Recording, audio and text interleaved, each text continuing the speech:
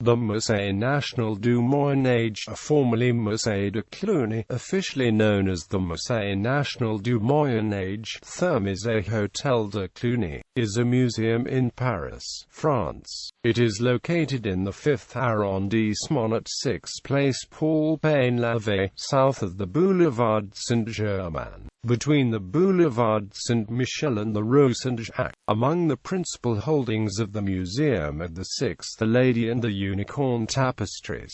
The Hôtel de Cluny. The structure is perhaps the most outstanding example still extant of civic architecture in medieval Paris. It was formerly the townhouse of the abbots of Cluny, started in 1334. The structure was rebuilt by Jacques-D'Amboise, abbot in commendam of Cluny 1485 to 1510. It combines Gothic and Renaissance elements. In 1843, it was made into a public museum, to hold relics of France's Gothic past preserved in the building by Alexandre du Sommerard, though it no longer possesses anything originally connected with the Abbey of Cluny. The hotel was at first part of a larger Cluny complex that also included a building for a religious college in the Place de la Sorbonne, just south of the present-day Hôtel de Cluny along Boulevard Saint-Michel. Although originally intended for the use of the Cluny abbots, the residence was taken over by Jacques-D'Amboise, Bishop of Clermont and Abbot of Jumièges,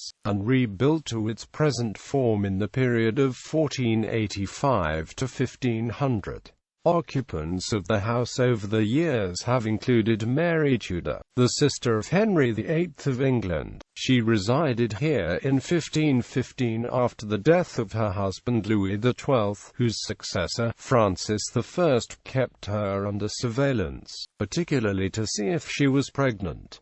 17th-century occupants included several papal nuncios, including Mazarin. In the 18th century, the tower of the Hôtel de Cluny was used as an observatory by the astronomer Charles Messier, who, in 1771, published his observations in the landmark Messier catalogue. In 1789, the hotel was confiscated by the state, and for the next 3 decades served several functions. At one point, it was owned by a physician who used the magnificent flamboyant chapel on the first floor as a dissection room. In 1833, Alexandre du Sommerard bought the Hôtel de Cluny and installed his large collection of medieval and Renaissance objects. Upon his death in 1842, the collection was purchased by the state. The building was opened as a museum in 1843, with Sommerard's son serving as its first curator. The present-day gardens, opened in 1971, include a Forêt de la Licorne, inspired by the tapestries. The Hôtel de Cluny is partially constructed on the remnants of the 3rd-century Gallo-Roman baths, famous in their own right, and which may be visited.